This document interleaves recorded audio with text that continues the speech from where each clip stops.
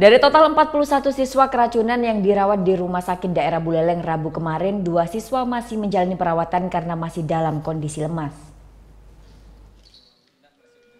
Setelah menjalani perawatan intensif sebanyak 41 siswa yang dilarikan ke unit gawat darurat RSUD Buleleng, pada Rabu siang 39 siswa sudah dipulangkan. Namun 2 siswa masih menjalani perawatan dikarenakan 2 korban yakni Putu Restu Sintia Dewi serta Nyoman Sutriani masih tergolek lemas di ruang Sakura RSUD Buleleng.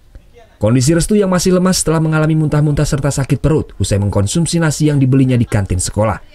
Sementara Komang Sutriani siswa kelas 3 ini dirawat terpisah di ruang transit RSUD Buleleng. Namun kedua korban kini kondisinya mulai membaik. Mendingan, Pak. Sudah mendingan? Udah. Nggak pusing-pusing lagi anaknya? Udah biasa. Udah biasa? Sempat muntah?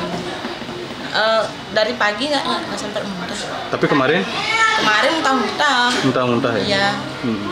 Itu sempat ke rumah dulu apa emang dari sekolah udah muntah? Dari sekolah muntah. Langsung muntah-muntah. Langsung ajak ke sini dia? Iya, langsung. Ini kapan infonya pulang? Udah tahu kapan pulang? Sekitar jam 10 pagi. Sebanyak total 41 siswa korban keracunan yang dibawa ke RSUD Buleleng hingga Rabu malam lalu. Korban pun mendapat perawatan dan berangsur membaik. Informasi terakhir yang kami terima memang kita menerima 41 pasien keracunan dan yang harus menjalani perawatan lebih lanjut itu sebanyak 2 orang. Kondisi makin untuk yang rawat inap sudah stabil, sudah membaik. Namun demikian masih sampai hari ini masih tetap memerlukan perawatan lebih lanjut. Sementara hasil laboratorium pemeriksaan sampel makanan yang telah diambil oleh Dinas Kesehatan baru bisa diketahui sepekan ke depan.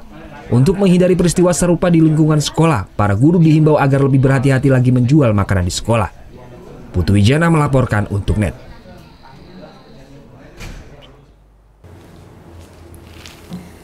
Udah selesai kan nontonnya? Nah, jadi jangan lupa buat like, komen, dan subscribe ya.